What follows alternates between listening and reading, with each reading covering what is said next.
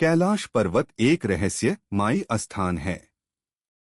कैलाश पर्वत, जिसे भगवान शिव का दिव्य निवास माना जाता है, केवल धार्मिक दृष्टि से ही नहीं बल्कि वैज्ञानिक और रहस्यमयी दृष्टिकोण से भी अत्यंत गूढ़ और अद्भुत है।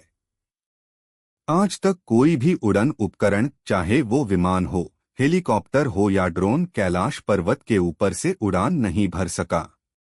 ऐसा लगता है मानो स्वयं प्रकृति ने इस दिव्य पर्वत के चारों ओर एक अदृश्य परिक्रमा सीमा खींच दी हो, जिसे पार करना किसी भी तकनीक के बस की बात नहीं। एक बार की बात है, लंका के स्वर्ण सिंहासन पर आसीन रावण की महत्वाकांक्षाएं अब केवल पृथ्वी तक सीमित नहीं रही थीं। अब वह स्वर्ग और पाताल पर भी अपना आधिपत्य चाहता था। उसने निश्चय किया कि वह सीधे कैलाश पर्वत पार कर भगवान शिव के धाम तक जाएगा। पुष्पक विमान पर सवार होकर वह गर्व और शक्ति के साथ आकाश में उड़ चला।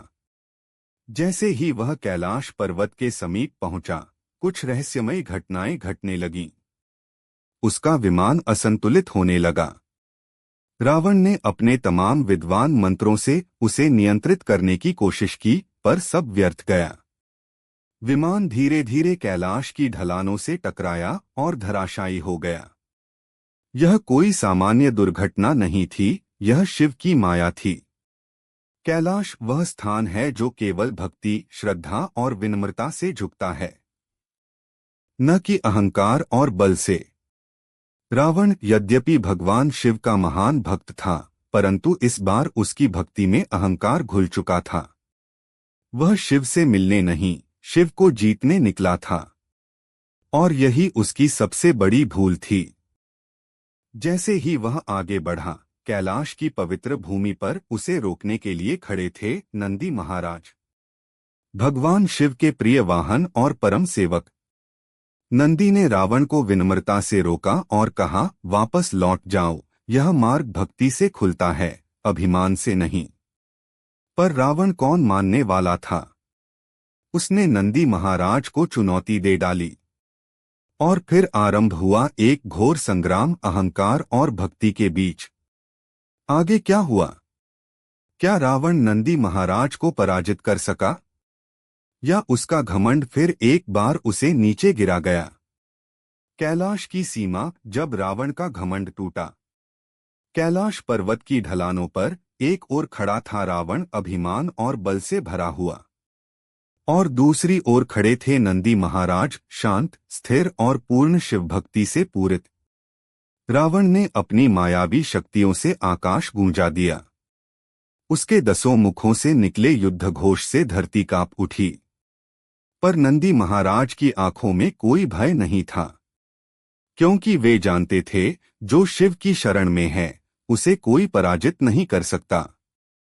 युद्ध आरंभ हुआ। रावण ने अस्त्र चलाए, अग्निबाण छोड़े, पर्वतों को उखाड़ फेंका, पर नंदी महाराज पर्वत से अडिग रहे। उन्होंने केवल एक हुंकार भरी, और रावण का एक सिर धरती से टकरा गया। रावण स्तब्ध रह गया। यह कोई साधारण योद्धा नहीं था, यह स्वयं शिव की चेतना का अंश था। थक कर, हार कर और भीतर से टूटकर रावण जमीन पर गिर पड़ा। उस क्षण उसके भीतर का भक्त जाग उठा। उसने अपने अहंकार को छोड़कर हाथ जोड़ दिए, और वहीं बैठकर भगवान शिव की स्तुति में लीन हो गया। वह गाने लगा शिव तांडव स्तोत्रम, एक ऐसी वंदना जो उसके अंतरतम से निकली थी। उसकी आवाज में अब घमंड नहीं था, केवल समर्पण था।